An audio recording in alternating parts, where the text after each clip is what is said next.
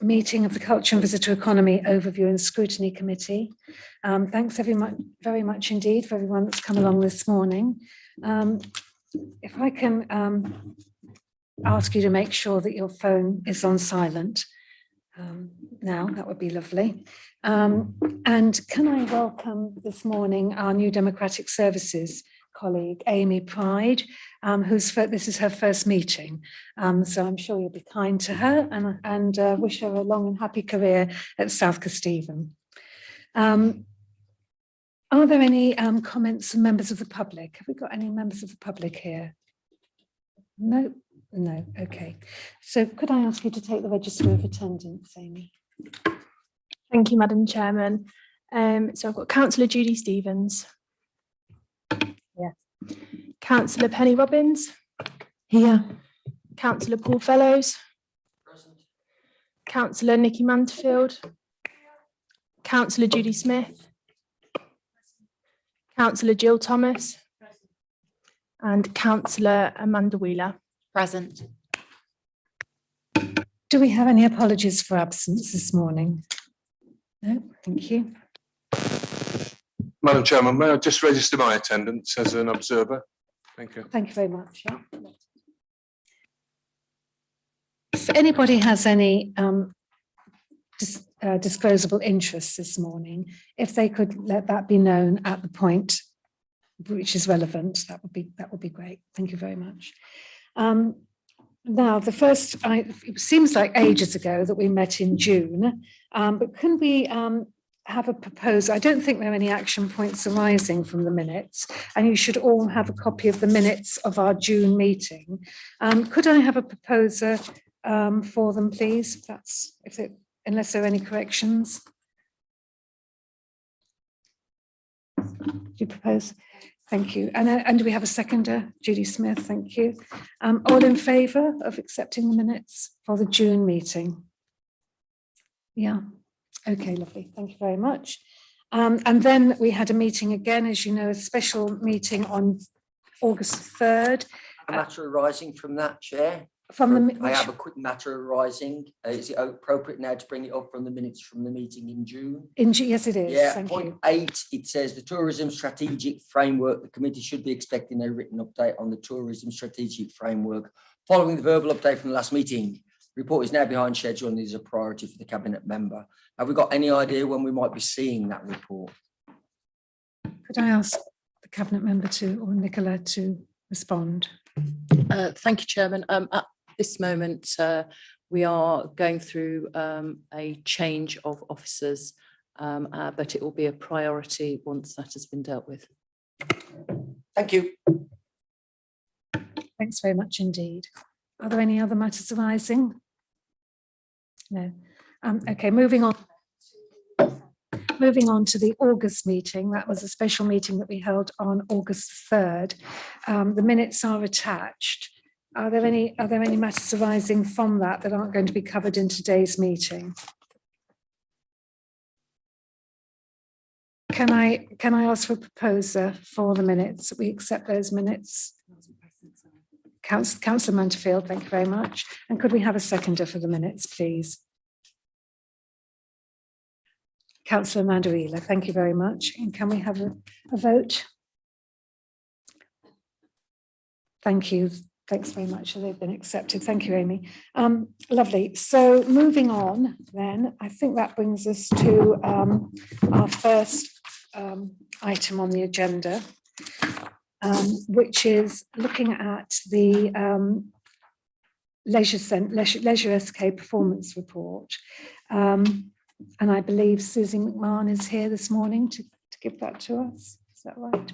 Oh, sorry, Nicola. No problem. Thank you, Madam Chairman. I'm pleased to present this report today, which gives details of the performance of Leisure SK Limited since the commencement of their management of the Council's leisure centres in January 2021. Investing in the health of our district by providing leisure provision is a key priority within the Council's corporate plan, and the performance of Leisure SK therefore remains a key focus. On the 9th of March 2021, this committee was presented with a report which gave recommendations on the Council's contract monitoring arrangements under the Leisure Management Agreement with Leisure SK Limited. The committee agreed the scope of the monitoring arrangements, and these have since been incorporated into the contract monitoring and inspection regime, which has been in place since the beginning of the contract. In March 2021, the leisure centres were able to open partially when government COVID-19 restrictions were lifted, leading to a full reopening of all facilities in July 2021.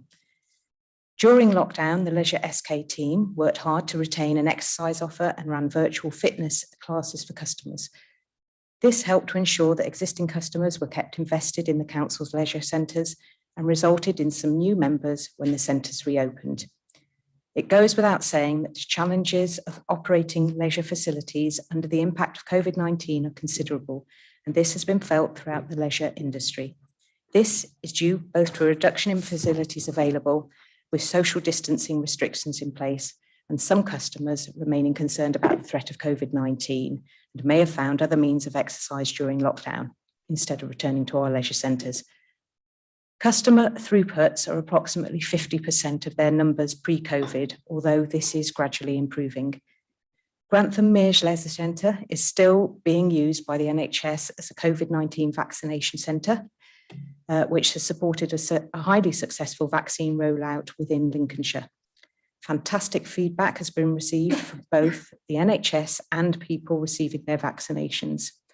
Credit is due to the Leisure SK team who have supported this new use of the Mears.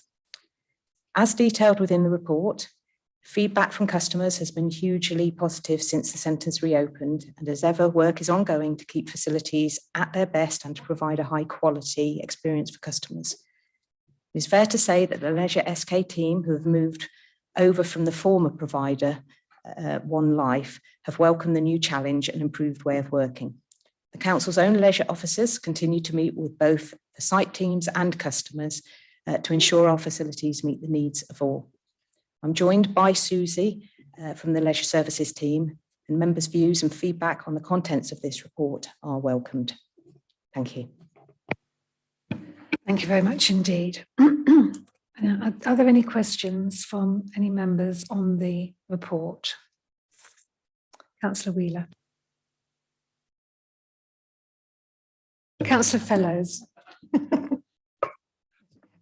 I'd rather be Councillor Wheeler. She's far more attractive than I am. It's I've got double vision. Yeah, just a quick couple of points. First of all, I would like to congratulate the team who's having to take over in exceptionally difficult circumstances. And it is really wonderful to see our leisure facilities starting to be used. And I really appreciate the use of them by the COVID teams, necessary uses. Obviously, for me, the biggest point is all about Deeping's Leisure Centre. Does the team have any update on where we are with reopening facilities in any way, shape or form at Deeping's Leisure Centre? Because until we have answers to that, I really feel that the leisure provision across SKDC obviously is going to be not as good as it should be. Just in answer to your question from the chair, we obviously had a long and in-depth debate. I don't think you were there, Councillor Fellows, last Thursday, unfortunately. Unfortunately, you weren't there. Not unfortunately, we had a long debate, but we did, and it was last Thursday, and that's not, that's only a few days ago. There will be ongoing work being done on this, obviously, and the next point at which we will discuss the Deeping's Leisure Centre per se will be at a joint meeting of the FEDCO and this OSC. So there will be a joint meeting to discuss the Deeping's Leisure Centre specifically going forward. And at that point, the officers will be able to give us a full update as to, how progress has gone. So we'll be looking at obviously work with the Deeping School and the Anthem Trust and other elements of that. Really, that can't be done until we have some feedback in that way. So it's not something that obviously is going to disappear without trace. We will be discussing that, and there will be a meeting within the next few weeks so that we can concentrate on that solely. But yes, I do take your point. Absolutely. Thank you. Councillor Munterfield. Just a quick question, really. I was new to this committee, so I apologise if it's kind of already been asked. But I know within the Grantham MEAs, when we took over, there was a lot of issues around the cleanliness and kind of the standards up there. I'm just wondering how often the SK team kind of monitors and drops in on the individual leisure centres, really, to make sure that standards are being improved and being maintained. Thank you very much indeed for that comment. Perhaps Susie McMahon can answer that. Thank you.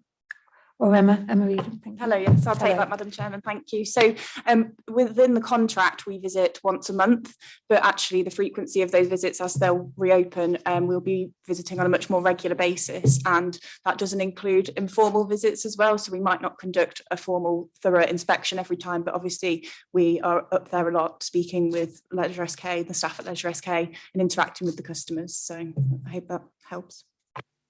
Thank you for the answer. Thank you. Councillor Robbins.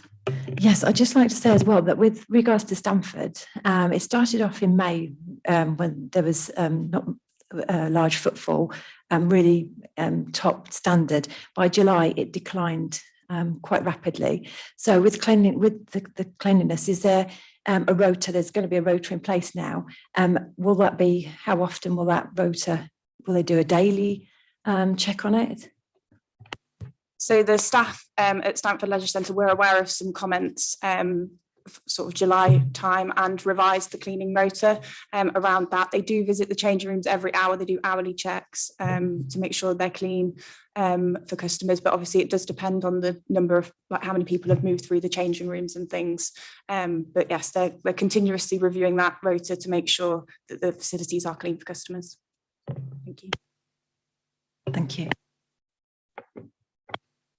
Anything else that anybody wants to? Councillor Wheeler. It's not really a question, it's just an observation really on the customer satisfaction survey. It's interesting to note that if you combine the very satisfied and quite satisfied, Deepings Leisure Centre gets the highest satisfaction with 91.77%. And unfortunately, that's the leisure centre that's closed. So it's a real shame that a centre that gets such high satisfaction ratings is no longer open to the public. And then on the other side, Stamford Leisure Pool gets the lowest. And I'm wondering what is going to be done to address that. Address increasing the scores for the Stamford Centre. Well, it just seems sad that the centre that's closed gets the highest satisfaction. And there's, as far as I can make out, people from Deepings are now being instructed to travel to Bourne and Stamford. And those are the ones that are getting the lowest satisfaction. It just seems a shame. It is a shame, but the Deepings Leisure Centre, and I'm not going to go into a debate now, but the Deepings Leisure Centre is closed because it's unsafe. So that really is the end of that. But in terms of your point, I do think that we perhaps need to be taking a point, Susie and Emma, and we do need to be looking at that customer satisfaction quotient, if you like, and seeing what we can do to increase that, obviously that rating in Stamford and in Bourne as well. Thank you. Is there anything you'd like to say about that? Thank you, Madam Chair. Just to confirm that Leisure SK, following all feedback, have customer forums where all customers are invited to attend. So any feedback can be addressed, and there'll be ongoing questionnaires to see if satisfaction is improving. Councillor Robbins. Thank you. That answers a bit of my question. But with regards to the survey results, I wondered what were the sample sizes on each location and how was the data captured? So how did you get your figures from that? Did you do questionnaires? Did you, just like a sort of an idea as to how we got to that point? So it was an online survey that was conducted independently, which I think is outlined in the report. There were also, as well as having the percentages, I can give to you the numbers as well that responded to that. I have that information, so I can share that if you'd find that useful. Moving forward, looking at customer feedback, they're looking at other ways that they can capture that as well. Obviously, a lot of the time, customers kind of want to capture that on site, and they can speak to members of the team when they're there and do regular feedback. But they've also explored options such as You know, for example, when you're in the airport and there's the buttons that you press to say how satisfied you are with the visit, they've explored doing that kind of research in the leisure centres as well. So hopefully that will be useful. That's great, thank you. So there is one comment I'd like to make, and I know that I've said this a lot, but I have recently visited a leisure centre, which is quite rare for me actually. And the one was at North Highcombe, and it is extremely clean. Very, very clean. And the other thing that I noticed, and I'd like to ask you about, is staffing, because one of the points that was raised to me there was that the staff are multitasked, because I understand that, you know, obviously, particularly with ping and with COVID, that it's quite often that, you know, staff members are having to take time off where they wouldn't normally. Do we have any procedures for, you know, training our staff in the leisure centres to actually do more than one job? Does that happen at all? So a lot of the staff members that work for Leisure SK do conduct different roles. So, for example, the leisure attendants will conduct some cleaning as well, particularly on the pool side and in the changing rooms. At some of the sites, there are designated cleaners that work during set hours, but the leisure attendants would pick up cleaning sort of outside of that as well. Indeed, for your comments. I would like to suggest that, you know, if we do have a leisure centre, I know that obviously Amanda's from Stamford, there are members from Grantham and Bourne. If you are able to go along and have a look in the leisure centres just to see, you know, how it is, I don't think there'll be any harm in doing that, to report back. Councillor Wheeler. Funny you should say that. I actually did go last week and was taken on a lovely tour of Stamford Leisure Centre and was really impressed with everything that I saw there. So, yeah, it's a good idea to go and visit your local leisure centre. Thanks very much indeed. And maybe, you know, you can encourage people to go, you know, because obviously people are, as said in the report, are reluctant to go back, you know, after this sort of enforced isolation that we've had for 18 months. It's quite understandable that people are nervous about going back into leisure pursuits. So if we can sort of reinforce the fact that they're clean and safe, you know, anything that the council can do to do that obviously would be a good thing. So anything else that anybody wants to say on this report before we move on? No? Okay, thanks very much. So the next item on the agenda, I think, is the item number 8, the sport and physical activity strategy. Thank you very much indeed. And that will come from you as well, Nicola. Yeah, thank you, Madam Chairman. At this committee's meeting of the 22nd of June 2021, approval was given for the process for developing this strategy, together with the scope and key themes to explore. Since then, council officers have consulted with partner organisations. Developing and adopting a sport and physical activity strategy is a commitment within the corporate plan. A copy of the draft strategy forms part of your agenda packs today. As this very important work develops, it is vital to set out how the council can positively impact the health and well-being of people in the district and reduce any barriers to participation. This strategy aims to help tackle the inequalities seen in participation in sport, physical activity and in health, and provide residents and visitors to South Kesteven with opportunities to be more active more often. This means providing ways to integrate activity into the lifestyles of people in the district, not just in organised sport and physical activity, also in commuting, workplaces and leisure activities. The sport and physical activity strategy is for the district as a whole, which includes and takes account of national and local priorities. The work of other organisations and associations engaged in the delivery of sport and physical activity within the district is also supported. As the country continues to recover from COVID-19, this strategy will provide a platform to support people in our communities to adopt a healthy lifestyle.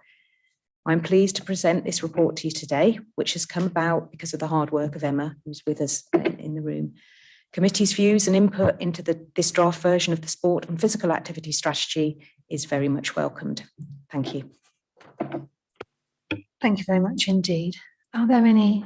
Could I just welcome Councillor Mark Whittington to the meeting now? Thank you. Were there any comments that anyone would like to make on our leisure strategy? Councillor, Councillor Dilks, can I just ask the committee, I failed to ask this at the beginning of the meeting, but are members of the Culture and Overview Scrutiny Committee happy to enable other members to speak who've come today? Could we have a show of hands? Yeah, okay, lovely. Yes, Councillor Dilks. Thank you very much, Madam Chairman. I've read the report. It's full of promise, apple pie PR and warm words, which stress this council's commitment to leisure services. And in that respect, it's to be welcomed. But it says a key theme of the leisure strategy is to invest in our leisure facilities. And I quote from page 18, to ensure that they meet the needs of the customers. Well, 8,500 customers in the Deepings have signed the petition and said clearly what their needs are to get the the replacement leisure centre that we've been promised for years built, and in the meantime, not to leave us without one. But the fact is, we haven't listened as a council. The fact is, there's now no commitment by this council either to ever reopen the existing leisure centre that we had until a few weeks ago, nor to start building the long promised replacement that many members of this council were elected on 2 years ago. The reality is the leader of this council has said decades of neglect and maintenance to leisure has left Deepings Leisure Centre knackered, his word, not mine, and not worth spending the 1.2 million that was the agreed estimate needed to get it open. As we know, the final decision on whether our leisure centre will ever be reopened was deferred to an extraordinary council meeting, as you said last week, which voted against urgent repairs to the leaky roof and to instead spend up to £100,000 commissioning another building survey, which we hope to get back before Christmas, when another final decision can be taken on whether or not it will be reopened. And Madam Chairman, you were there last month when the council leader said publicly that the replacement Deepings Leisure Centre will cost 21 million. And I quote him, "We've got to find that money."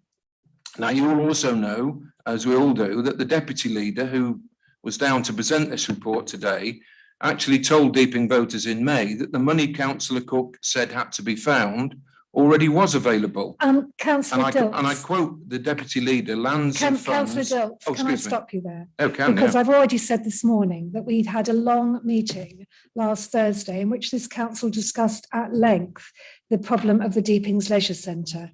I have every confidence in our officers that they are currently looking at ways in which our leisure centre can be presented back to the people of the Deepings.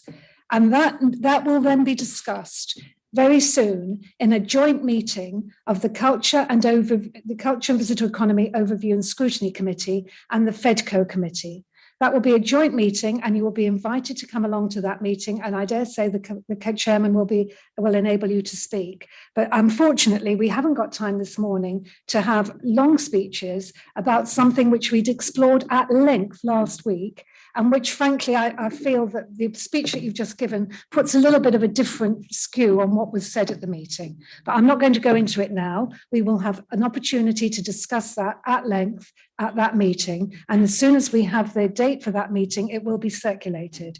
So can we just move on, please? Is there anything else? Councillor Wheeler. Well, Madam Chairman, thank you for your comments. I won't be intimidated. I believe my comments are highly relevant to the context and detail of the agenda item we are now which is now under consideration, which I remind you is the council's leisure strategy in my ward and your ward and across the district.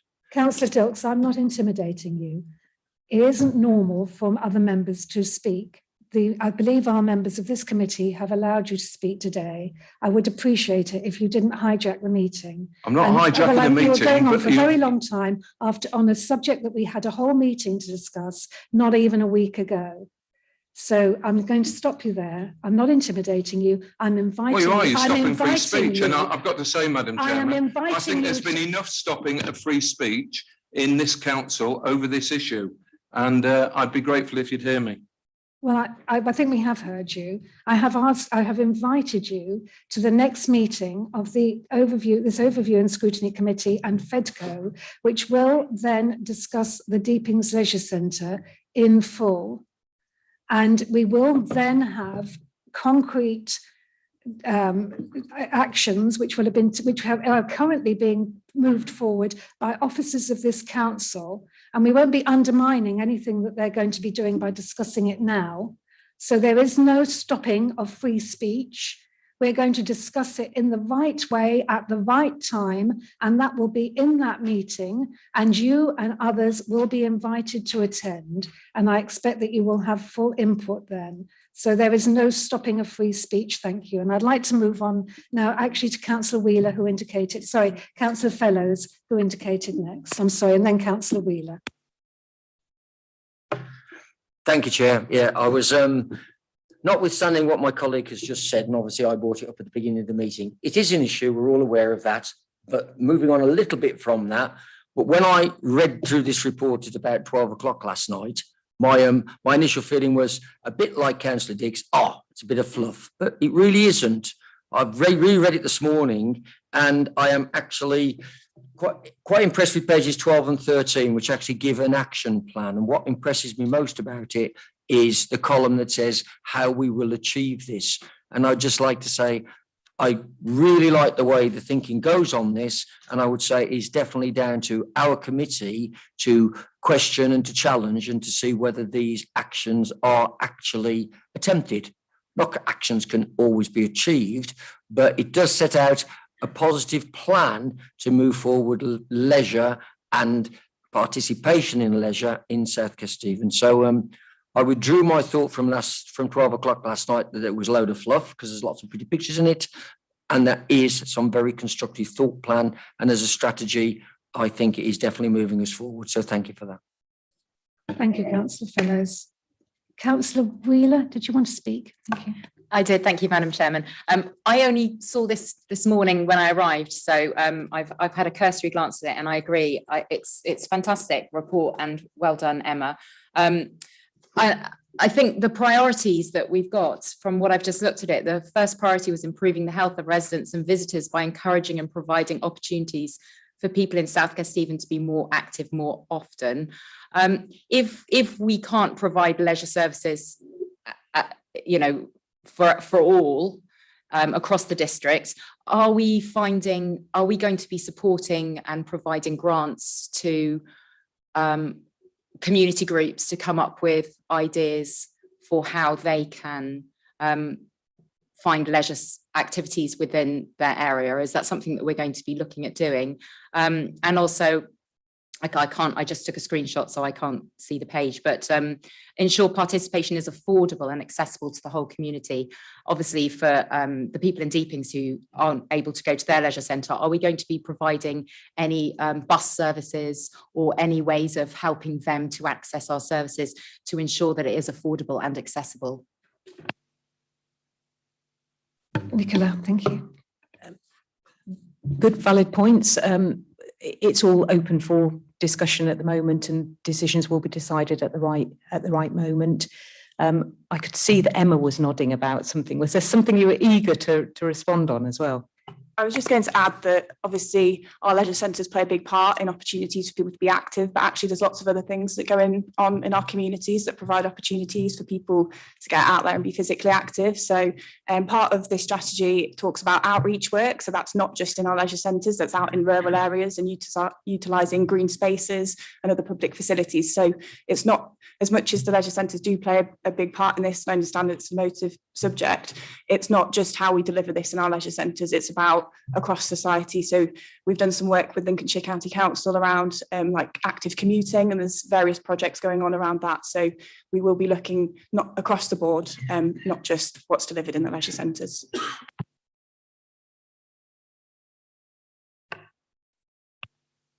Sorry, Councillor Fellows, sorry. Yeah. If I'm allowed to come back for another point, I would like to encourage the team also to do, and again, it's banging on about my old favourite, of a far more inclusion. There is a huge amount of sport and leisure that goes on that SKDC does not provide. In fact, it would be difficult to find something inborn that SKDC does provide, be it leisure or anything else. But that's just a nice political point I needed to get in at that juncture. But certainly, I would like to see some joined up thinking. For instance, at Elsie Park, there has just been a new AGP pitch built. it is almost fully booked. The rise in activity, certainly for my favourite, and if anyone laughs, I will kill you, walking football, has been astronomical. And it would be nice if there was a data bank of clubs, of activities, so that people in SKDC had one stop point where they could find out where they could play badminton, where they could play bowls, where they could join in. Not always specifically SKDC managed ones, but I'd like the team to think about that as a possibility. Thank you, Councillor Fellows. Would you like to comment on that, Emma? Thank you. Yes, thank you, Madam Chair. Just to say, at the last meeting, I believe that was one of the comments that was brought up then. So we did go away and look at that option. We met with Active Lincolnshire, and they were actually already updating their club and activity finder. So that will include things that happen at our leisure centres, but also sport clubs out in the community. So we will be working with them on that. It doesn't necessarily make sense for us to undertake that work separately, but we will definitely be supporting that effort. Thank you. Councillor Wheeler, thank you. Sorry, thanks, Madam Chairman. I just didn't get an answer to the second part of my question, which was about in ensuring participation is affordable and accessible, whether we would be able to lay on things like a bus service. Sorry, Nicola McCoy-Brown's getting back to you on that.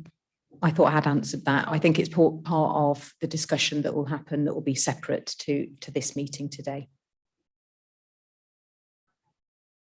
But I also, while I've got the mic, if it's all right, actually within the key themes of the draft documentation at page 10, it does talk about an active society. And so we've covered quite a few key themes around activity in that section of the strategy as well.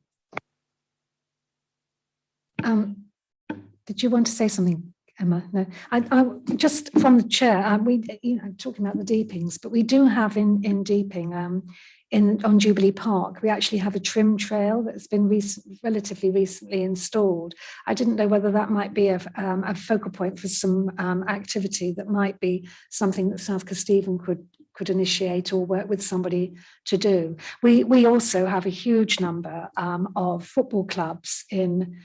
It would appear that most people in Deeping play football. There are huge numbers of football and also rugby clubs with lots of female people, older people. I don't know about, we've got walking football as well, Councillor Fellows. So please don't feel alone on that one.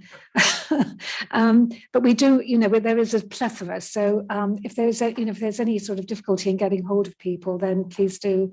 Let me know, because it would be a shame to miss anyone out, but it is growing all the time. I think Deepings United sort of started 3 years ago with a couple of teams, and then they've now got loads of teams. I think there's 500 people or something involved in that, so that's a real success story there. Nicola. Actually, I just want to come back to Councillor Wheeler as well. The Lincolnshire County Council are currently doing a bus improvement strategy. I'm wondering whether it would be useful to reach out to Lincolnshire County Council. I can provide the details of Anita and Nick, who are leading on that piece of work for Lincolnshire County Council, outside of this meeting for you as well, to do a shout out to them. Thank you, Nicola. And that may be something that some of our county councillors might like to be aware of as well, because I think there's some double hatters here today. So yeah, thank you. Okay. Is there anything else that anyone would like to bring up with regard to this strategy? Sorry, Mark Whittington, Councillor Whittington. Yes, thank you, Madam Chairman. Mummy speaking. It's just in response to Nicola's comment. Lincolnshire County Council run the Call Collect bus service. I'm just wondering potentially if there may be capacity there to maybe enable residents from the Deepings to access the leisure centres in Bourne and Stamford. Thank you, Madam Chairman. Is that something we could pick up, Nicola? Thank you. Before I move on, is there anything else that we haven't covered there? Councillor Wheeler looked like she might have been about to say something. No? No, you don't want to say. Okay. So we'll move on then to item 9 in the agenda, which is an update report on the Grantham High Street Heritage Action Zone project. And we have Claire Saunders here today and John Hind to present this particular report. Madam Chairman, I'm just wondering whether we could agree the recommendation to take the previous item to Cabinet. That's one of the recommendations. Yes, I'm sorry. We put that forward as a recommendation that we, Councillor Wheeler, and seconded by Councillor Thomas. Could we have a vote on that then, please? Yeah, that's unanimous. Thank you very much. Thank you. Thank you very much indeed. So Claire and John. Guess what? It's me again. Oh, sorry. Oh, sorry. Sorry, I'm trying to broaden the. No worries. The script. Sorry, Nicola. Thank you, Madam Chairman. Right, so I'm delighted to bring you this forenoting report, which brings together the latest position regarding Historic England's High Street Heritage Action Zone scheme. By way of a refresher, in December 2019, South Kesteven District Council was awarded just over £885,000, for which the council committed just shy of £377,000 in match funding.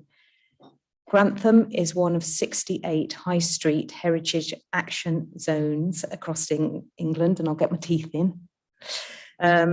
One of two in Lincolnshire, the other being in Lincoln. The project was due to start in April 2020. However, due to the pandemic, this was delayed until May 2020. The announcement of funding, along with any wider community engagement or promotion activity, was placed under embargo by the Department of Culture, Media and Sport until late October 2020. The scheme will run until April 2024 and is being delivered by Invest SK on behalf of the council. The funding forms part of the government's commitment to regenerate town centres. As such, it runs in parallel with Grantham's Future High Street project. The project focuses on the core town centre area within the Grantham conservation area and builds upon the previous successful shopfront regeneration scheme.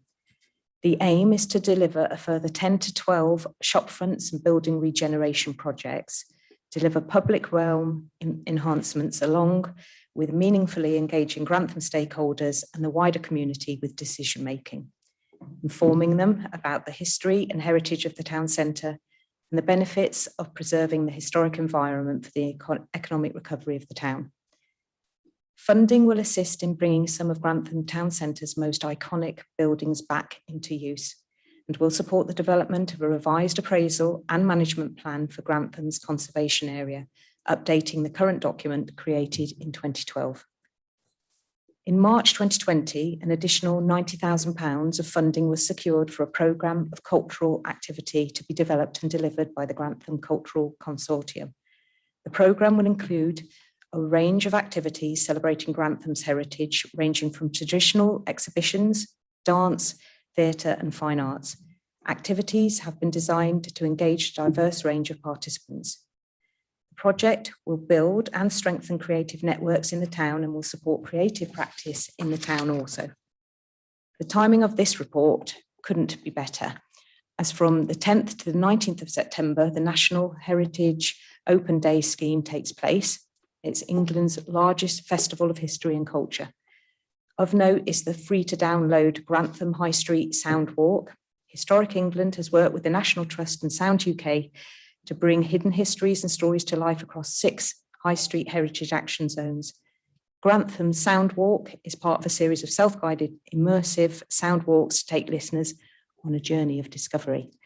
So I shall now hand over to Claire Saunders, the Heritage Action Zone Project Manager, to bring my introduction of the report and the content of the report to life with a quick PowerPoint presentation. Thank you. Thank you very much. And thank you, Claire. Thank you, Madam Chair, and thank you, Nicola.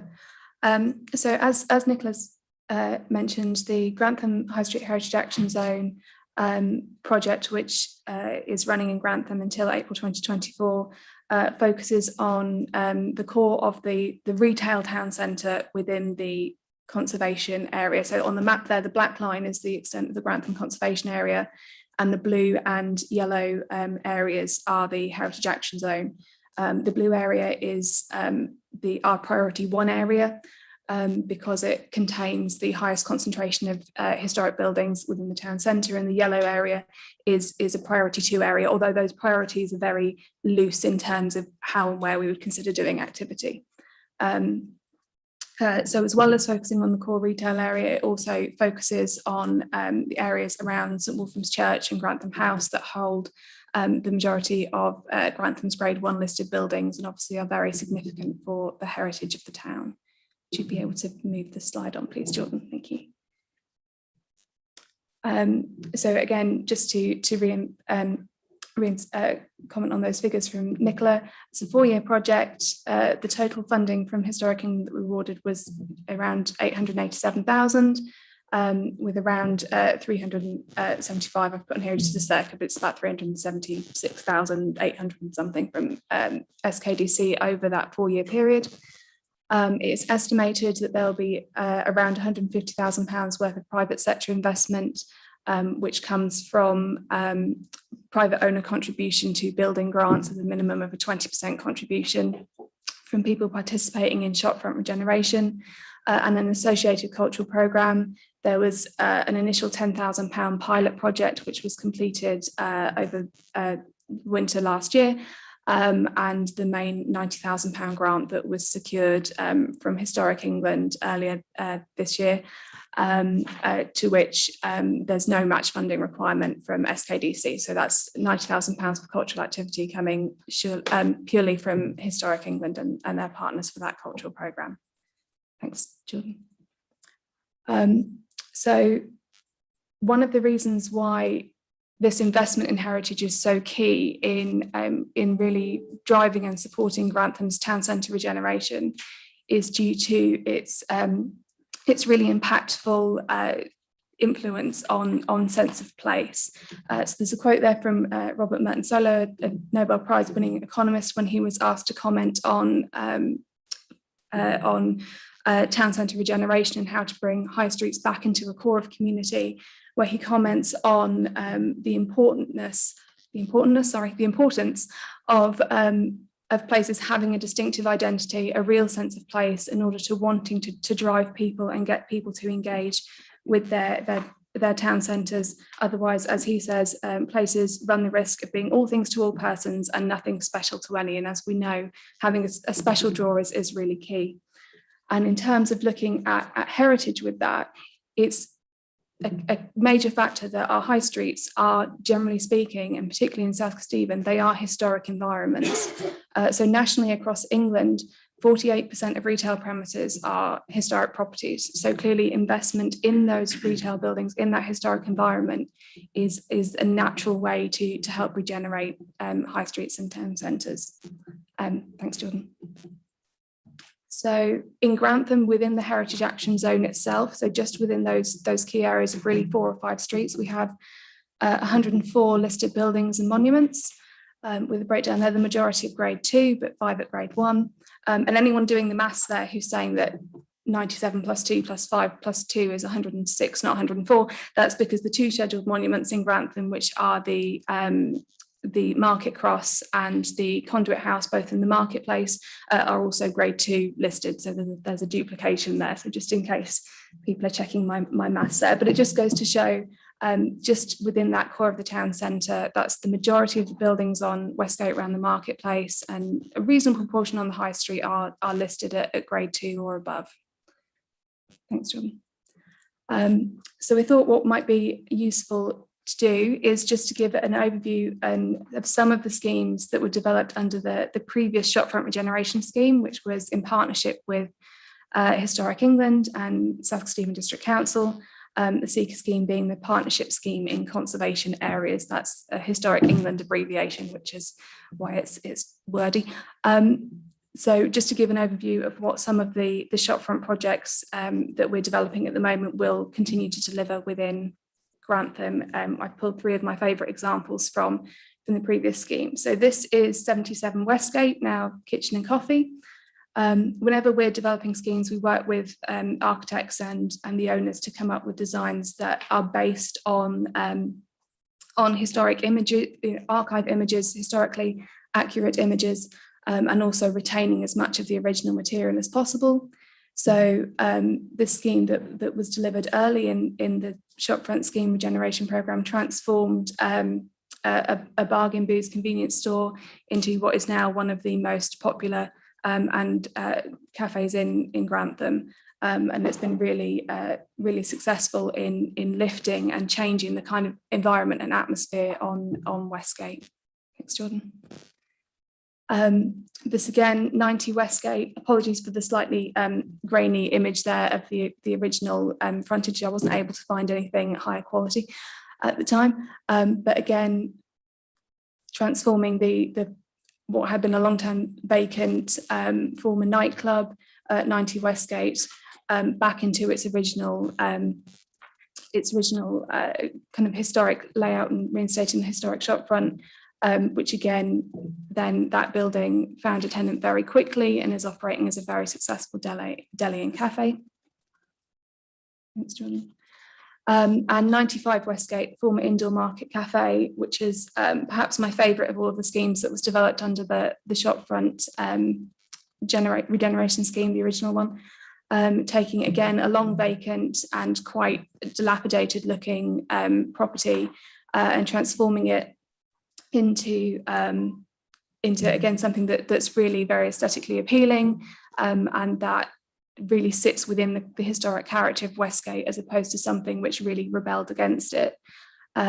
It was one that was quite difficult to deliver in terms of getting the details quite right, because as you can see from the original kind of historic image there up at the top, the shopfront had been extended considerably. It was much larger than historic character. So we worked with Historic England, with the architect and with the property owners to come up with a design for the shopfront that would, in as close as possible, resemble and reflect the historic nature of the building and the historic shopfront and be appropriate, but obviously was an entirely new reinstated shopfront, but built using traditional joinery techniques, traditional materials, to make it as suitable as possible for the town centre.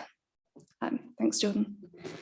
So one of the projects that is being delivered currently under the High Street Heritage Action Zone programme is a reinstatement of a shopfront on 71 High Street, a former Burton's property built in 1936, which originally had a very beautiful and very typical, thanks Jordan, you can see just on the right hand side of the historic image there, shopfront in brass and granite. Unfortunately, it is now not possible to reinstate a shopfront of that size in brass. There isn't a foundry left in Europe that is able to build a shopfront of that size in brass, and it would have been prohibitively expensive. So again, we've worked with the property owners and with Historic England to enable a design which will allow us to reinstate as close as possible, as practically possible and affordably possible, a shopfront to the original 1930s shopfront. We really were very keen to look at this building. It sits, for those of you who might be less familiar with Grantham, right at the entrance of the marketplace from the High Street, directly opposite the Angel and Royal.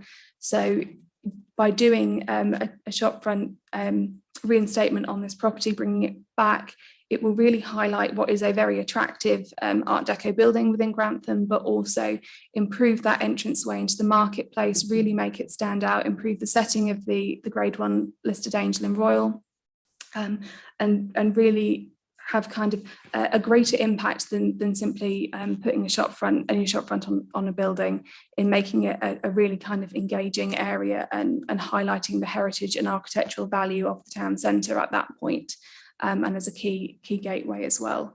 We're also looking currently to develop a range of other projects, including working with the owners of the Angel and Royal to look at restoring and conserving the stonework on the facade of the Angel and Royal, and with a number of other shopfront properties at the same time. Obviously, we're working very proactively with organisations such as Buckminster Estates and Grantham Estates to look at how these projects can be delivered within the relatively tight timeframe that we've got for delivery, especially given the current supply issues that there are with some of the construction industry, and obviously also contractor availability, and working with colleagues on the Future High Street Fund to make sure that we tie in as much as possible and deliver a really cohesive scheme. Thanks, Jordan, if you could. Another key element of the HAS programme, the Heritage Action Zone programme, even I'm stumbling over it today, is community engagement. It's making sure that people are aware of what we're doing, they're involved with what we're doing, and they've got a meaningful way to engage with both our projects and also to learn more about the history and heritage of the town. So one of the things that we did in our first year of delivery last year, obviously community engagement was made very difficult with successive lockdowns and with the COVID situation, but one of the things that we were able to do was to launch Grantham trump cards. So a top trumps style game, I should say, to get us out of any copyright issues, a top trumps style game, which highlights 62 historic sites in and around Grantham. The cards were developed in partnership with Heritage Lincolnshire and Grantham Civic Society, and the sale of the cards by partner organisations is being used to raise funds for local charities and local heritage sites as well. They've been very popular. We've also invited schools and community groups and scouts groups, for example, that if they would like some packs for their use, they can contact us and we've reserved some so we can send them some packs for free. And we've had a really nice uptake on that from a lot of Grantham primary schools in particular, and also scouts and guides groups. And obviously we'll be continuing to do that while we have stocks. The two images in the middle are, sorry, would you mind just, sorry, Jordan. The two in the middle are from a community engagement that we did around Westgate Hall. One of the projects delivered in the first year of the programme was an options appraisal on Westgate Hall, working with the owners and architects to look at viable solutions to bring what has been a long-term vacant Grade 2 listed building back into use. We reached out to the community and asked them to share their memories, any images that they might have of Westgate Hall with us, and got a really great response, including the picture in the middle there, which is the Westgate Hall being used as a soldiers' club during the First World War for the officers of the Machine Gun Corps, and also an image of a really lovely early image of Westgate Hall from the 1850s. And it was just a really great response of people really reaching out and saying how enthused they were at the thought that the building might be brought back into use, that it might be restored back into its original condition, and really become again a kind of key focus of the Grantham Town Centre, as opposed to what is now a vacant and increasingly derelict building. And the final image up there is part of a programme that we're developing up at the moment, which is going to go into schools this year, hopefully before Christmas, working with a company called Block Builders, who model town centres in the video game Minecraft and go and work and run students' workshops. So we've commissioned a model of Grantham to be built in Minecraft. This is an early stage of it. The final model will be more detailed, and we'll be going into high schools later this year to engage young people with what they want to see in the town centre in the future, and how they would want to protect and preserve or change or alter the town centre as it is to meet their needs. Again, we've had quite a good positive engagement from schools around that, wanting to take part, and we've worked with the Grantham Additional Needs Fellowship Schools and with Block Builders, the company who are doing it, to make sure that we develop workshops that are also suitable for children with additional needs. So these are just part of what is quite a sizable community engagement programme that will be running as well over the length of the programme to engage people meaningfully in the discussions around the preservation of the historic town centre. Thanks, Jordan. And finally, the cultural programme that we have, this was a requirement of putting in the funding, but also obviously a fantastic opportunity as part of the funding, was that Historic England, working with Arts Council England and the National Lottery Heritage Fund, had funding available to give to groups of cultural organisations within town centres. So it was a requirement when we were putting together the bid to invite and put together a cultural consortium of local artists and heritage organisations who would lead on that and who would develop up the final bid and deliver activity under the main programme. So the £10,000 pilot grant that we received in the previous financial year developed a trail of sculptures along Westgate over last Christmas, which looked at things within the town that people had discovered during the first lockdown period, as they might have been using the town to walk more. And here are two examples, which is the Angels by Anne-Marie Kerr, which obviously reflected on a lot of commentary around the town at the time, and nationally at the time, about the importance of key workers, but also pulled out the very key kind of elements within Grantham's own architecture that features angels, whether that be St Wolfram's or the Angel and Royal. And the other image there was a piece called Democratization of Knowledge, which was produced by Lumo Workshops, and it celebrated both the Trigg Chained Library within St Wolfram's Church, Grantham's historic role as a provider of education to people like Isaac Newton, and also the text on the book there was people's reflections of doing homeschooling during lockdown.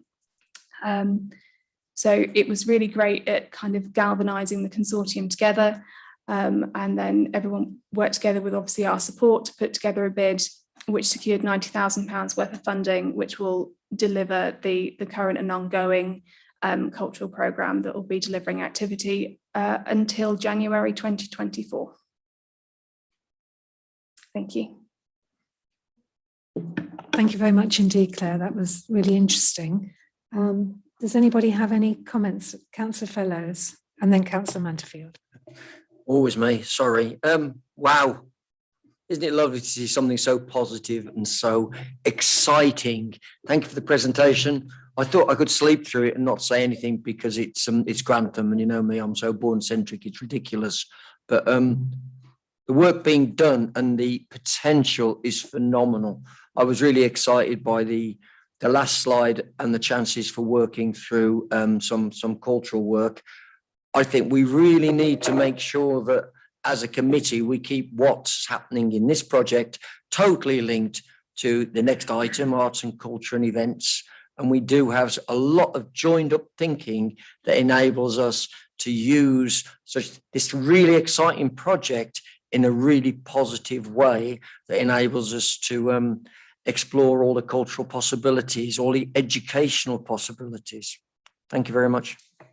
Yes, absolutely. Councillor Manterfield and Councillor Wheeler, thank you.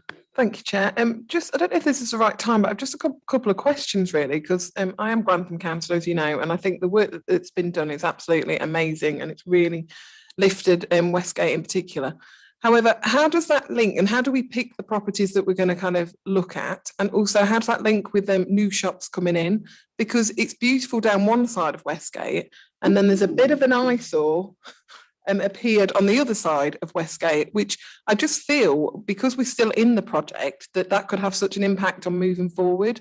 And kind of how do we address this? Thanks for your comment, and I'm sure that Claire will be able to answer. But can I just make a comment on that? And that is, do you know, in life, nothing is ever all like, you never kind of, everything is lovely. You know, there's always something that isn't quite, or something being built, or somebody's having something decorated, or, you know, so in a way, I'm absolutely sure that Claire will be able to answer you. But, you know, I often think that, you know, that we're kind of never at that point where everything is great. It's just the way life is, you know, that things are up and down. And anyway, Claire, thank you. Thank you. Yes, it can be, you know, as you say, with limited pots of money, although, you know, fantastic opportunities, it does limit what we can do. There are also limits placed by Historic England onto which properties are eligible. Properties have to have been built before 1939, which is their cut-off, not ours. And I honestly couldn't tell you why that's the cutoff. So that does limit certain areas where obviously, unfortunately, where you've got more modern infill that you'd really love to be able to do something with, because sometimes it can be detracting. Unfortunately, it's not eligible under this particular funding. However, one of the things that we're doing, as Nicola mentioned and will continue to do, is both a programme of trying to engage people and inform people how they can maintain their properties, how much the appearance of the townscape and the streetscape can really benefit the kind of economic regeneration and driving footfall into an area. And also something as simple as we're going to be updating the Grantham shopfront design guide. So there's lots of information out there for people as to what is appropriate. We're going to be working with obviously the planning team to look at redoing the conservation area appraisal and management strategy as part of the kind of legacy work of this. So while the grants that we have for building regeneration might not solve won't solve all of the problems of every building in Grantham that needs looking at, there will be a legacy of supporting documents, of education, and a policy that will help hopefully shape that. And we'll be also working with the communities as we're doing that, the management strategy for the conservation area and the review, to really get people looking at what is positive, what is negative, what can be done. Obviously, there are areas where we're limited by what is within planning law, what is within, what planning law can and can't cover. But certainly, hopefully, through that kind of programme of engaging people, they'll start to value the streetscape more and start to be more conscious about how what they might do within their own individual property impacts the properties around them. That's the aim. Obviously, there will always be people who will do what they want to do, and if there's nothing that can be done around planning enforcement about that, then that is an area where our hands are tied. But we will do as much as we can to really, raise that civic pride and civic engagement in those areas, so people are more conscious of how their particular property impacts others.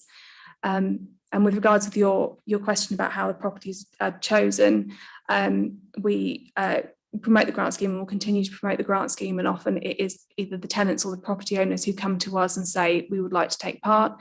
Obviously, there is a financial outlay that, generally speaking, the property owners make.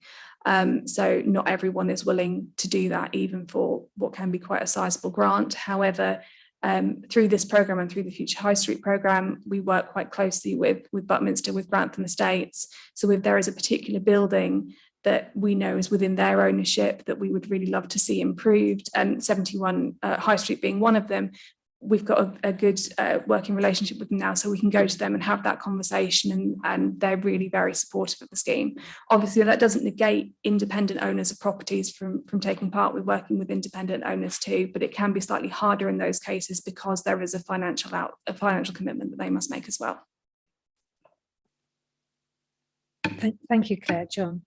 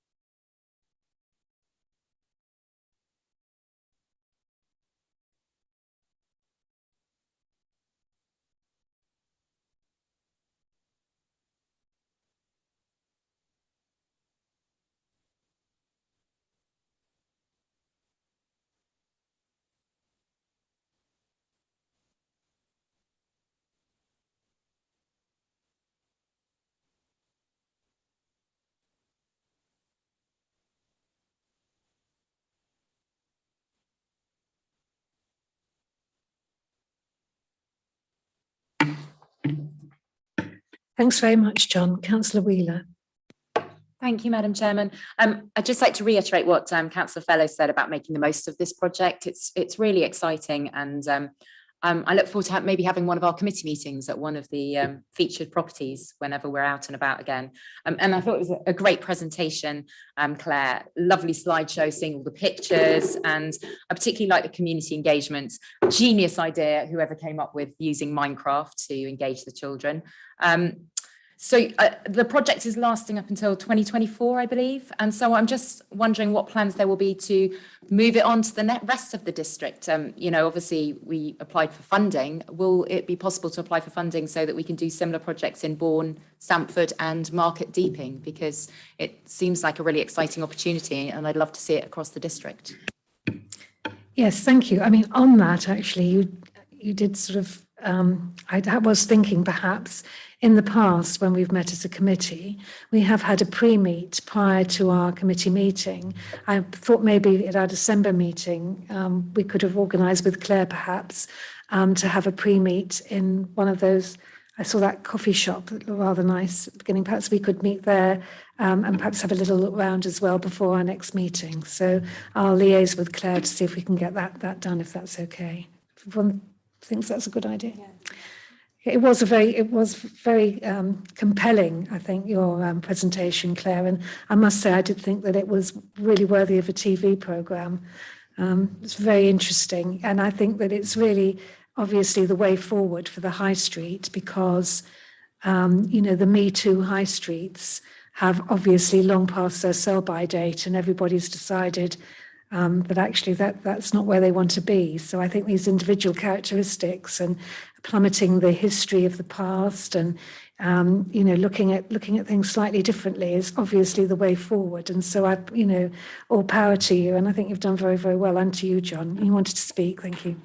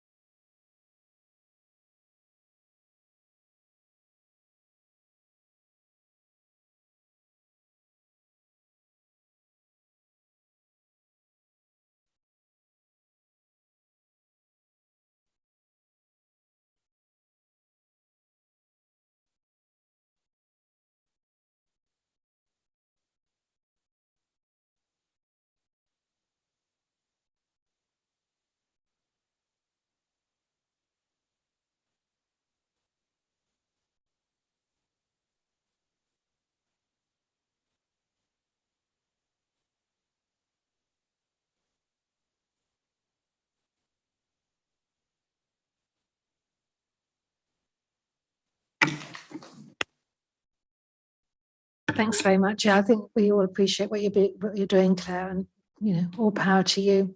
Thank you. Is anyone else wanting to speak?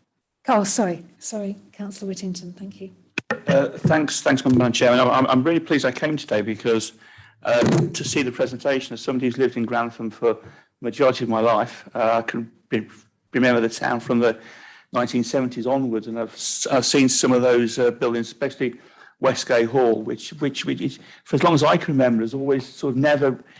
It's got so much potential, and all the years I can remember, the last 50 years, it's never really lived up to the actual potential it's got. I can remember it. Going a long time. It was a very, very dodgy nightclub at one point. Going back in many years, I think I might have frequented it in my youth. But as I said, and also as a local historian, I've got really fascinated to actually see a lot of the heritage of the sort of actually coming back, because obviously town centres, are struggling. I think most people agree that a sort of traditional, high street model is probably under threat. So anything we can kind of do to, because I'm thinking that the high streets of the future, places where people meet, greet and eat, really, in effect. And anything we can sort of do to encourage that, to get people into the town. And I'm just actually wondering as well, because I've been exploring some possibilities locally about making the most of Grantham's history to actually promote that, because obviously the way you encourage shops to come into town, and interesting to see the cafes coming in, they will come if there's a footfall there, and they can be successful. So I think part of that, hopefully, some of the work, because I'm a member of the civic society as well. We sort of trying to attract people to come into the town, because I think that's really, really important. Because these days when people go shopping, it tends to be out of town or the supermarkets. We need to give them reasons to come back into the centre of our towns. So I think as somebody who's a long-standing Grantham resident, I really, really think this is wonderful.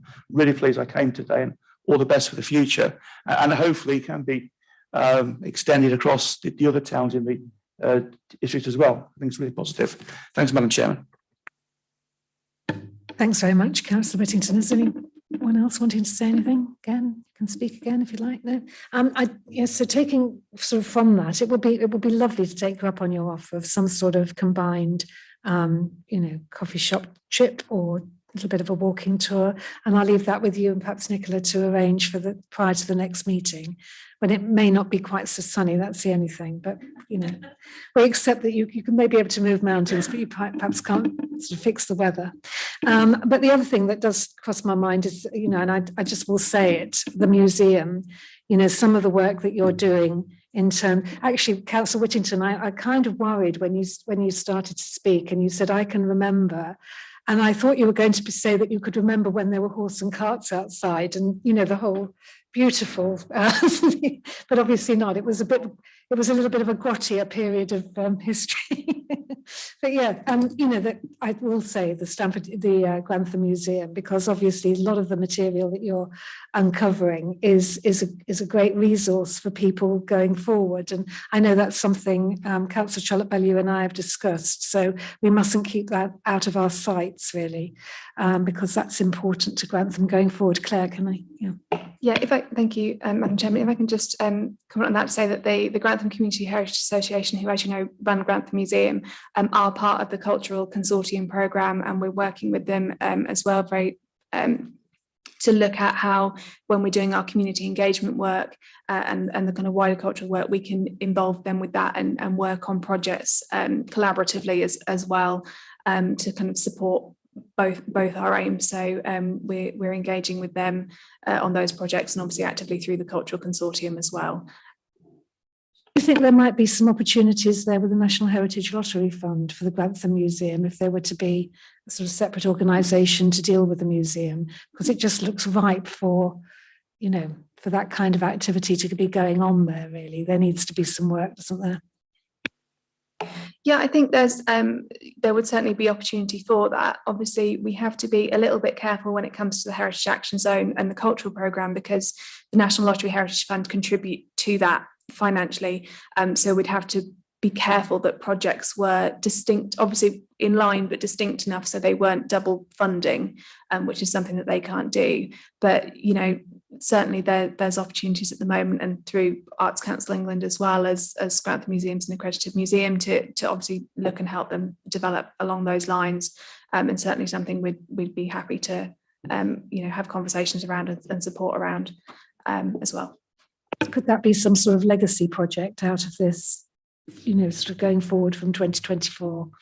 It could well be, or it could be something that's aligned with it and runs parallel to it, as long as it's not directly, as long as we're not using one pot to directly contribute to or supplement the other pot and they're clashing. It could be something that ran parallel as well. But obviously, the more that we can do to build and support that legacy in Grantham, and as John said, transfer that learning and those opportunities available to the other towns as well. Obviously, we will be looking for opportunities to do that. When Councillor Trollope-Bellew and I talked to people at Lincolnshire County Council, they were very willing to allow some of the archive material to come back to Grantham Museum. But obviously, the proviso is that the conditions are such that the material wouldn't deteriorate. And actually, there is sort of scope for that, or soon will be. Soon will be. I'm hoping that there is a project in the Deepings that might well also fit into that museum idea. So there are some things, I think, that will come out of this fantastic work that you're doing as a legacy for the area. So I think on behalf of all of us, I'd like to thank you very much indeed, both of you, for both coming today and for all the work that you're doing. So thank you. Thanks. Right, well, moving on, I think we're going to bring agenda item 11 forward to now, so that we can discuss the work programme now before we go into any items on the pink papers. So looking at the work programme, everybody, are there any comments to be made on that?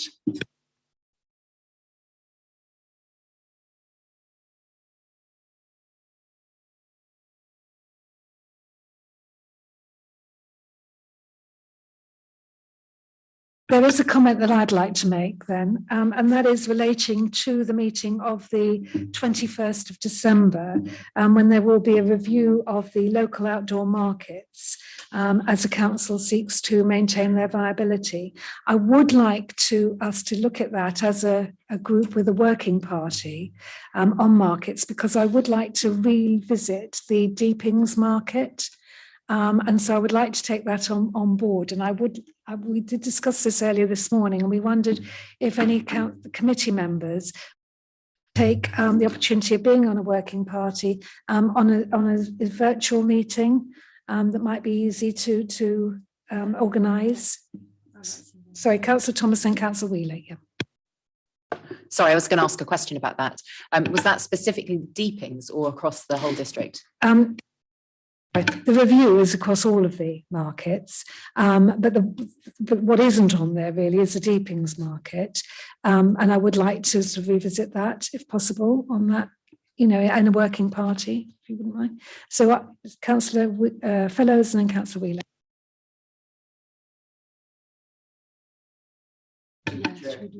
Yeah, Councillor Wheeler, did you want to volunteer as well, or did you? Yeah. So can we have hands of anyone who would like to be on that working party? That's Councillor Fellows, Councillor Wheeler, Councillor Thomas, and Councillor Robbins, and me. Oh, and Councillor Smith, sorry. There must be something wrong with my peripheral vision this morning. I do apologise. Anything else on the work programme? Covered everything?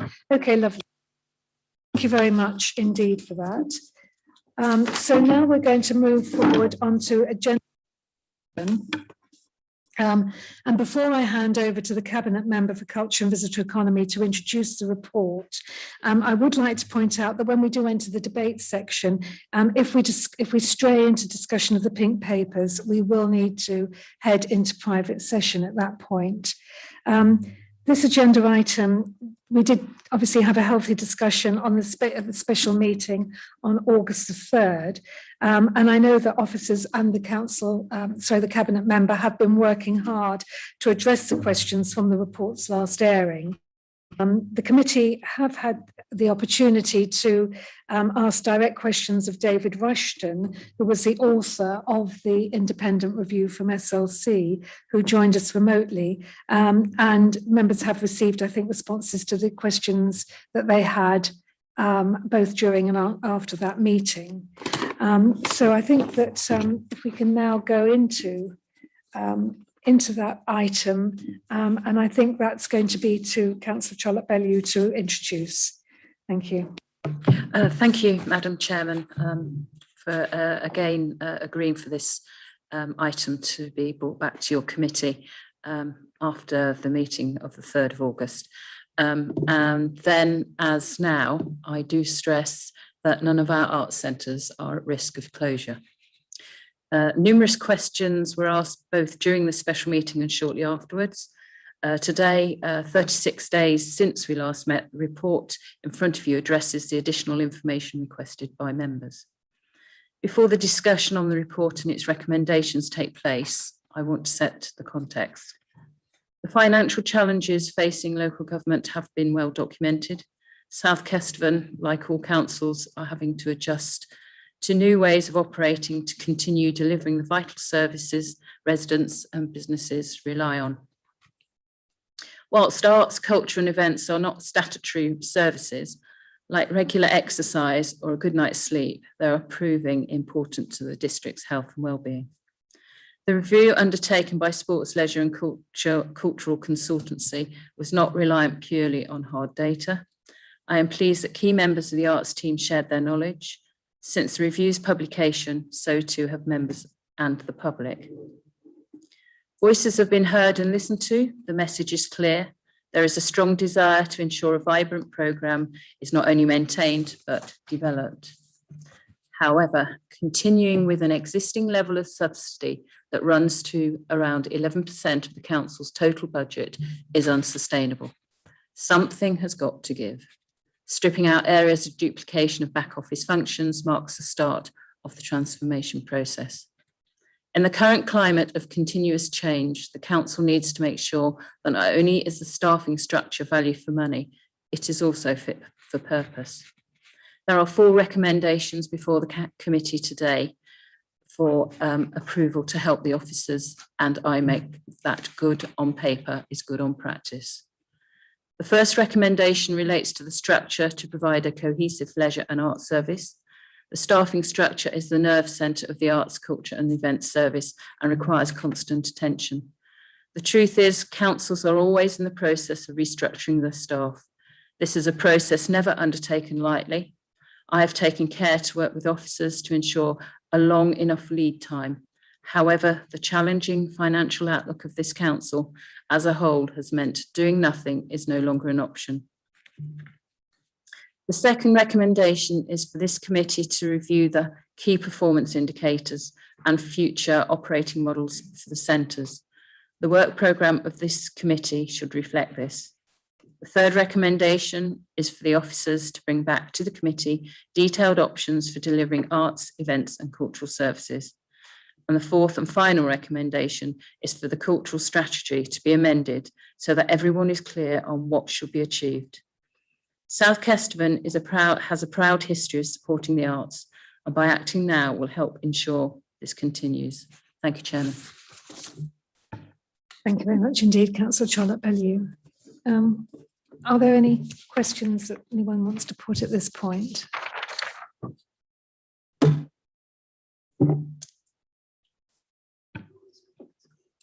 I just wonder now if we ought to go into closed session, Nicola? Thank you, Madam Chairman. I'm just wondering whether, if we can make an agreement in this public meeting that items 2 to 4 we can agree on, and then that would leave the sensitivities around staffing and associated to recommendation number 1 for the private session. So just to be clear, items 2 to 4 relate to, I'll reiterate them so we know what we're voting. Oh, sorry, Councillor Fellows. I was just preempting. I was agreeing with what Nicola was saying. I missed 4, I think, but if they were the 4 articles that that were just given out to us, then I think that's a sensible thing to do. 2 to 3 to 4 seems very, very logical. Thank you, Councillor Fellows. I'm just going to read them. That the committee, well, the first of them is, that's number 2, that the committee over the next year reviews the 3 centres, that is Bourne, Grantham and Stamford, with a view to determining a future operating model to enable the council to decide on the direction of arts, culture and events service in terms of objectives, who to target and the development of key performance indicators. First. Number 3, for officers to return to the committee during the next year with more detail regarding the different ways the arts, culture and events services could be delivered in the future. And number 4, at the appropriate time, committee supports the preparation of an amended arts and culture strategy to clarify exactly what it is the council wishes to achieve. Now, are we all happy to approve those 3 recommendations now? Councillor Robbins has proposed that. Is there someone to second that? Councillor Wheeler? So can we have a vote? That's the committee only. Yeah.